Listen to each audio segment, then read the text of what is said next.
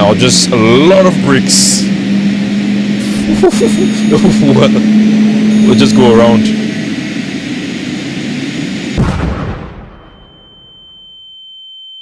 Welcome to my channel, and today we are flying the King Air B200 by Carenado, and we're doing a review on this magnificent aircraft. I'll be waiting for a 200 or a smaller variant of the 350.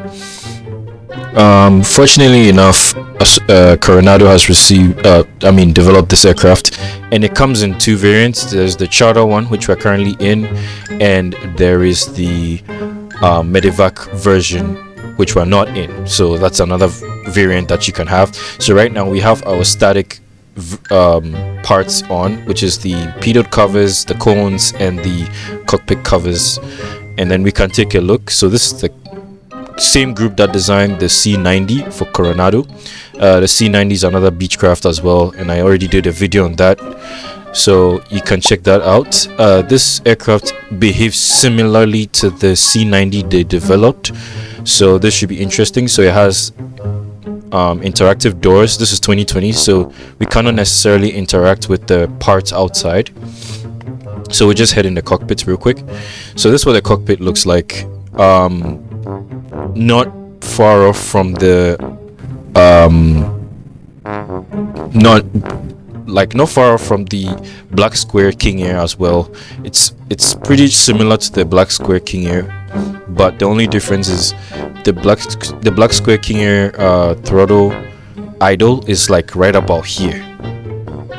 It's right about here, and then beta is the rest of it, or whatever, is somewhere here, but it's not this high. The same thing shows on the C90 as well. The throttle idle is that high over here. So that's the cockpit, and then this is interactive as well. This is interactive here too. As far as these work, these are probably just textures, and then here is the EFB by Carenado. Again, same thing. You can choose whether your static elements get to stay on or off, whether the pilot gets to stay on or off, and then if you want the cold and dark cockpit or whatever startup options you have, as well as the type of Garmin you want. So if it's 750 is off, then your default go to the 530, but this is the 530 that we're currently on, and the 750 is off, so we can still that. And pretty much most of the buttons on the aircraft is interactive. Yeah, so that's the cockpit. So now we can go to the cabin. First of all, this door is interactive like in the C90. It does make noise as well, and then these drawers as well also move, all four of them. So yeah, that's another one, and then the last one. Yeah, so this is not a PC-12, so the door won't be here. It's definitely be a seat, and the tray tables as well also are interactive. So that's how what the tray table looks like right here, and this one as well. This is a tray table, and if you notice in the C90, it has like blinders, like something that will cause it to go darker. So this is it. If there's too much sun coming into the cabin, you can turn these on, and then it moves here, then it moves back here when you remove it. So that's this version of closing the blinds entirely, compared to an airliner where you just shut it, but this one is just making it darker. That's it. So all of these windows have that type setting, and then this is an extra seat for anyone at the back. This aircraft does not have a toilet, so you could not go to the toilet mid-flight, which is interesting because this is not a private jet, it's a turboprop. So yeah, and then when you look outside, this is what the outside looks like. Beautiful textures. Landing gear is shorter, as it should be, instead of the strut being longer like this.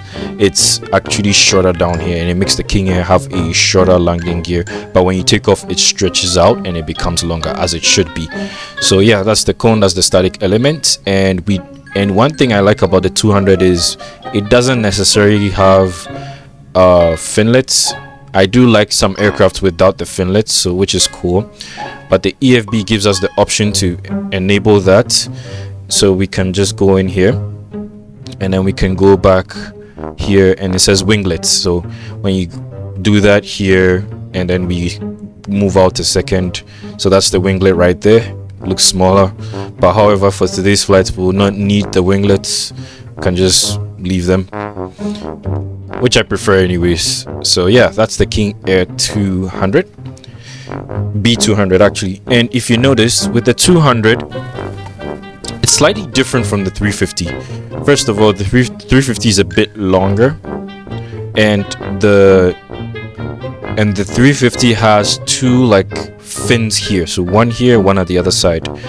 But this 200 has one fin in the middle, and it's in alignment with a vertical stabilizer. So yeah, that's another thing you should note out between the difference between the 350 and the 200. And both use PT6 engines. I'm sure if this was 2024 we could have interacted with these panels here, but this is not 2024, this is 2020. So yeah, so that's everything that the pitot covers and all of that. So we're gonna fly this aircraft as well and see how it behaves, and gonna try it out. So both single engine operation and twin engine failure, just like we did the last time. But King Airs are not good gliding aircrafts, so we'll start with that. So first we close all the doors. Yep, door closed. Interesting sound. So we can take the static elements off, and then we can store this back. So now this is what it looks like without the chocks and the pitot covers. Pretty simple looking aircraft. You can use this for your medevac operations or any bush flights, because it's much shorter and it can deal with much shorter runway. But today we're using a much longer runway because of the engine failure procedures we're doing. Just room for more error should in case we just keep gliding the aircraft. So we're just gonna start batteries. And this, I also want to point out that one interesting thing about the 200 is the avionics does not power this. A separate button powers this, so I'll show you all of that as we go along. So we're just trim for takeoff right now. So our props are feathered, condition lever is on idle, and then we can can power up right now. So batteries and then generators. So for now we'll have the beacon turned on and the nav lights. So nav lights on, beacon on, and then we will start our engine. So we'll start from the left for today. So left, we'll unfurther them and then move it forward. It has interesting sounds though, which is cool. So we'll just low idle and then wait for it to spin, and then automatically disengages. So we just need to keep him, watch out for that.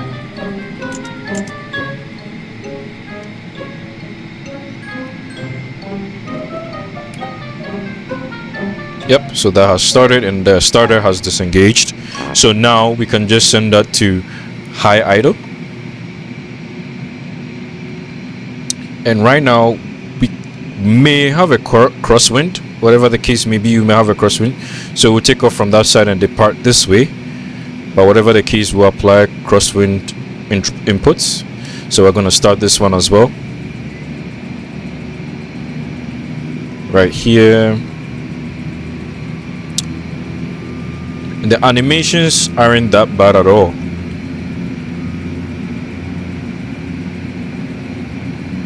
It's very interesting.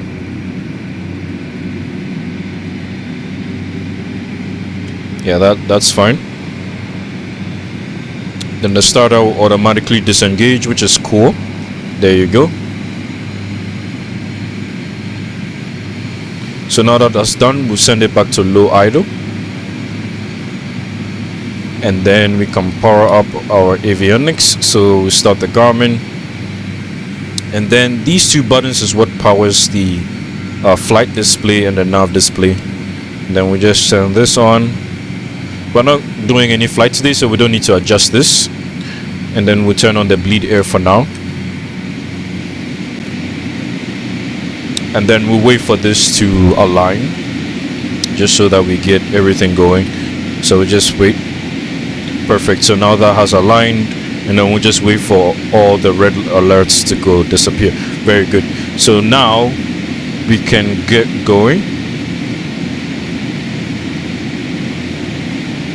All right, and then we can turn on our taxi lights, release the parking brakes, and then start moving. So unlike the Asobo B350, this aircraft needs a little bit of power to actually start taxiing. And then once you get it moving, then you can put it back to idle. So we just apply a crosswind input from here, because I think we may have a crosswind. I don't know, but we'll check. Somewhere the wing socket, there it is. So we do have crosswind input, crosswind alert or whatever. So this is the decision height indicator. So you just need to move it if you're doing your ILS approach and you want to set up your ILS approach. You just move this button right here, and then you go ahead and set your decision height. So right now we're going a little bit too fast, and we'll just do a normal takeoff for today. We're not doing any short field takeoff or soft field takeoff, whatever the case may be. We're just doing a normal takeoff. So we're doing a control check right now. So control check. Alright, that's good. Honestly, we'll turn off here so landing lights can come on, taxi lights can go off, strobe lights can turn on, and then we can start making our way to the runway. Then high idle.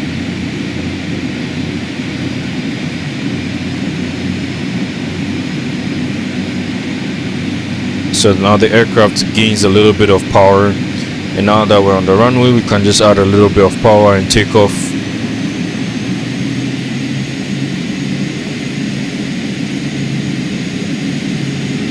Yeah, pretty much. So now we're in takeoff power,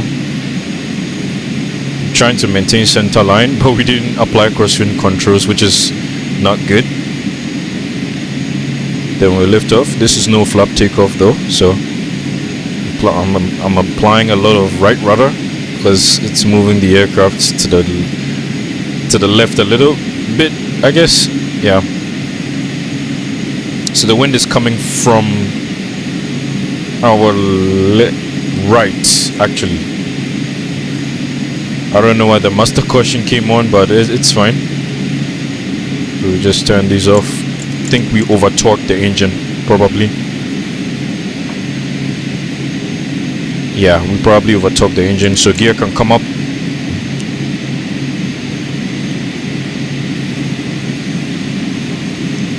So we're just gonna do a normal landing just to see how this aircraft behaves, and then we'll do a single engine landing in a crosswind, and then a dual engine failure in a crosswind.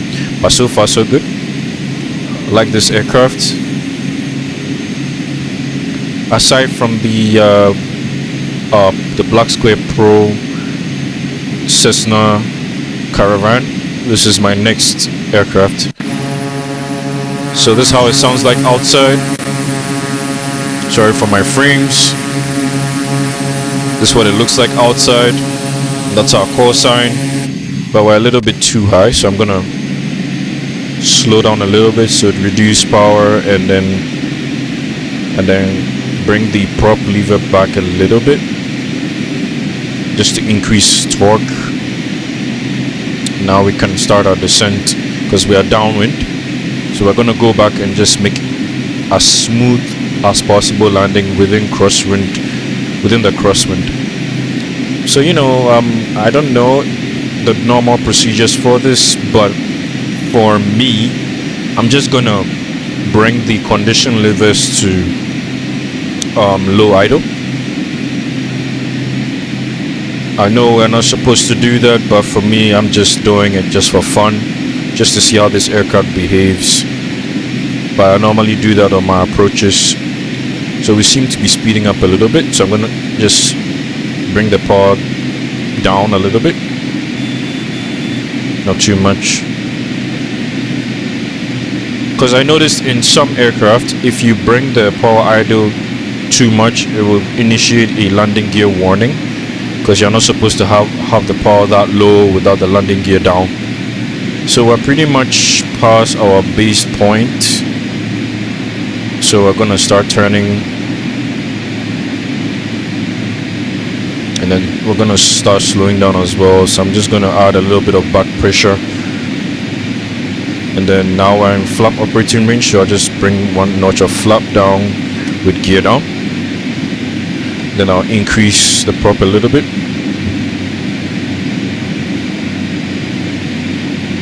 and now that the gear is down, I can go power idle just to slow us down, because I want us to descend quicker because we're a little bit too high. And now we're gonna maintain center line and just keep it there. I want to see how this aircraft behaves with crosswind. So we're a bit off, so this is fine. I mean, and then full flaps can come down, and that's the flap gauge right there. So now we're at full flaps. Gonna add a little bit of power so we don't reduce our, like, go too slow on our airspeed. Yep, so that's how it looks like during crosswind. So I'm just we're gonna lock in a little bit, because it looks like we're slowing down. Now I'm gonna try to reduce my descent rate by adding a little bit of power.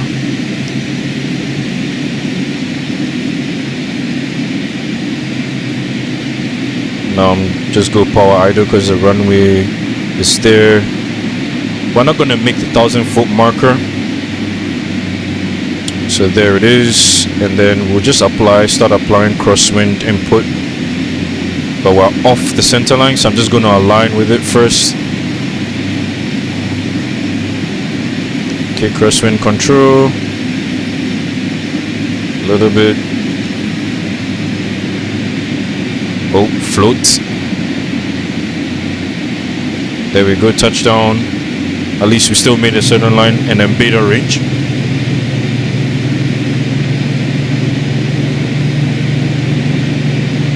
Then we'll just apply a little bit of, a lot of crosswind control. So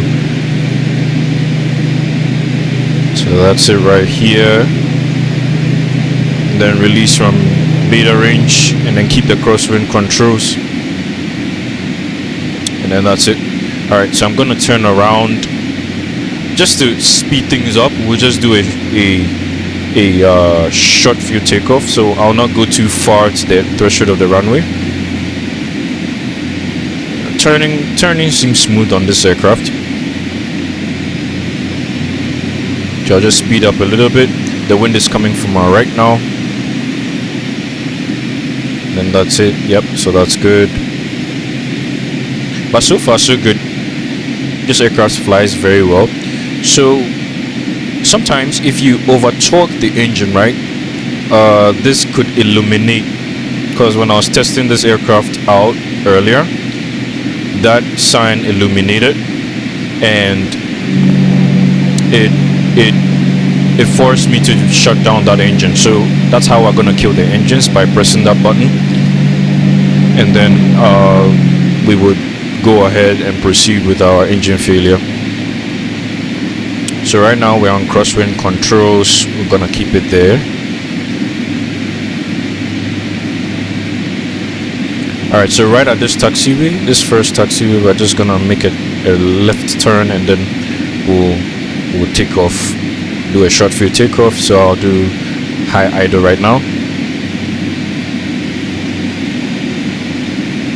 I'm gonna turn right now, because we're now in front of the wind. Gonna raise my control input. Now we are away from the wind again. Now right input So crosswind inputs. So we're gonna do short field takeoff. It's gonna hold the brakes.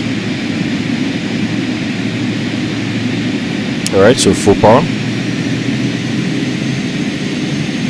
Try not to over torque the engine. Then we release the brakes.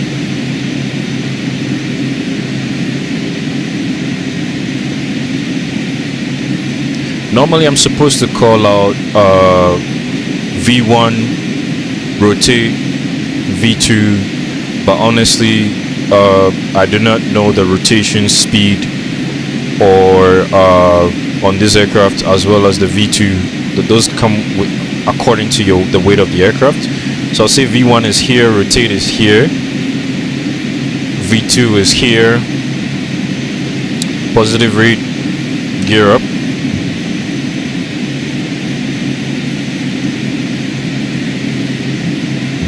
And I'll say, because we've climbed enough, say this airport has a high elevation, so I'll say positive rate, flaps up as well. So now flaps is fully up. Now we can just reduce the power in the engine, so just to avoid over torquing the aircraft. So here's good. Our airspeed is a little bit low, so I'm just gonna increase it a bit.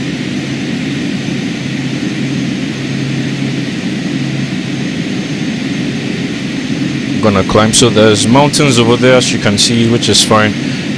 I'll put the location of this airport in the description if you want to know where it is, but this runway is 6,000 feet long. So yeah, if you want to do your stuff here, then you can go ahead and hop over here and do what you need to do. Alright, so now we're at 140 or 160 knots, I guess, and we're just gonna fly it here. So at this point we can just fill the left engine.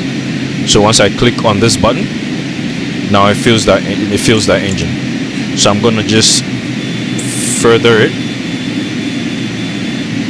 and just send this to idle. So we're landing with just the right engine. So I'm gonna increase power on the right engine.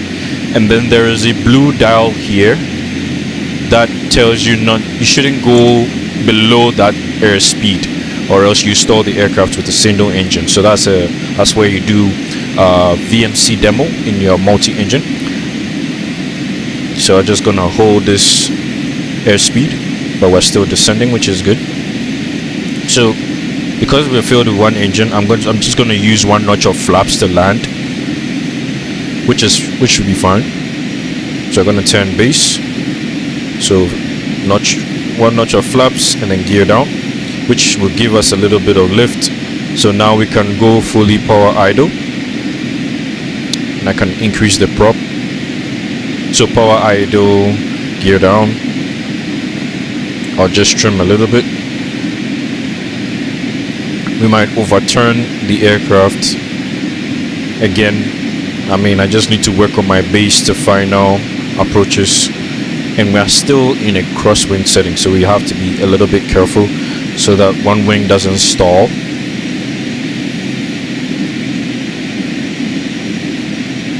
And then yep, so we're right on final. We're gonna use one notch of flaps, because 2 notches of flap would just add extra drag to it. So I'm gonna trim the nose down a little bit so that we gain a little bit of more airspeed, so we don't stall.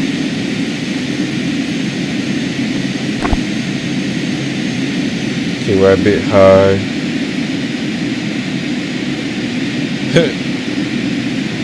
Which is fine.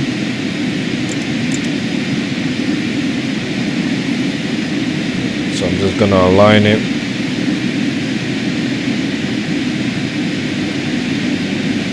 Past the 1,000-foot marker. I still want to make center line, so a bit too fast.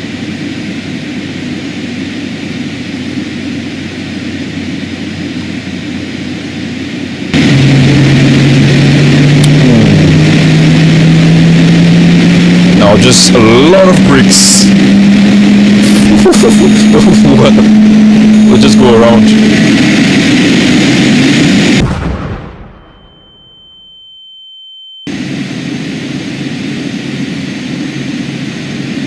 So flaps up. Gear up. That way we are already based. I know it's cheating, so it's fine. So I'm gonna pitch like that and just climb. Guess I'm over torquing the engine.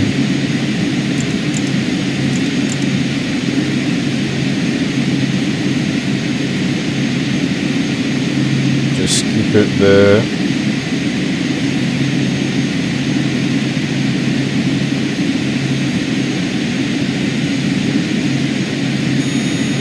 Okay. Alright, so we're now gonna fill both engines.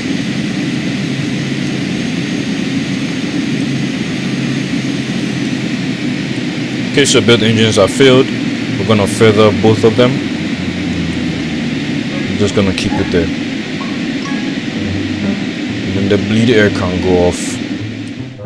Yeah, now it's more quiet, which is interesting. So I do not want to drain the battery, so I'm gonna turn this off. And we just keep these on. We might be a little bit far, so I'm just gonna trade a little bit of altitude for airspeed.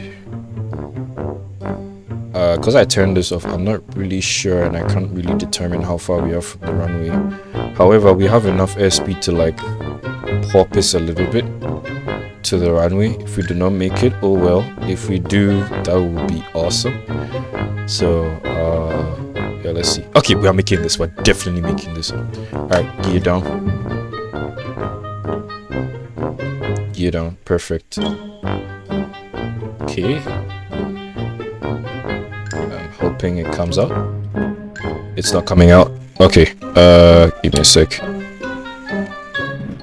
Oh boy, it's not coming out. Why is it not coming out? Is there a gravity thing? Oh no. Oh shoot. That's crazy. Come on. Okay, I guess we'll belly land this because the gear didn't come out. We still missed the runway. We still missed the runway. That's crazy. That's crazy. Not our best today, honestly. And we're still gliding. That's crazy. Honestly, not our best chance today. Normally in all our videos we hit those, so I'll just turn these off then. Yeah, I'll just turn these off. Yeah, I'll just turn that off. I can't believe... Oh shoot. Shoot.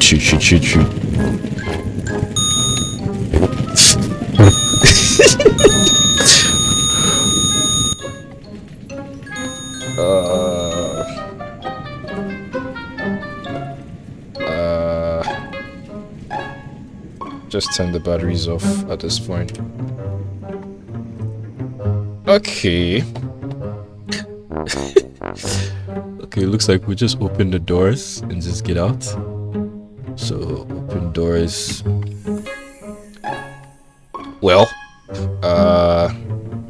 looks like we crash landed and the doors go into the ground because there's no landing gear. However, so the runway is all the way there and we are here. We didn't even get the satisfaction of a runway excursion. We got an overrun and we may have sliced... No, we didn't slice the building, otherwise the aircraft would have yoinked to another side of the... would have been at that point. Like, yeah. But I don't know, I seem to not have the best of luck with King Airs when it comes to engine failures. But in terms of props, I think props are better gliders than pistons. Sorry, turbines are better gliders than piston aircrafts. So yeah, so this is the King Air B200. It's available on the same market for $28, 28 US dollars, of course. You can have fun, grab your copy, and there is the Medivac and the Charter versions of them. But if you like this review, like, share, subscribe. Thank you for watching, and have a nice day. Bye bye.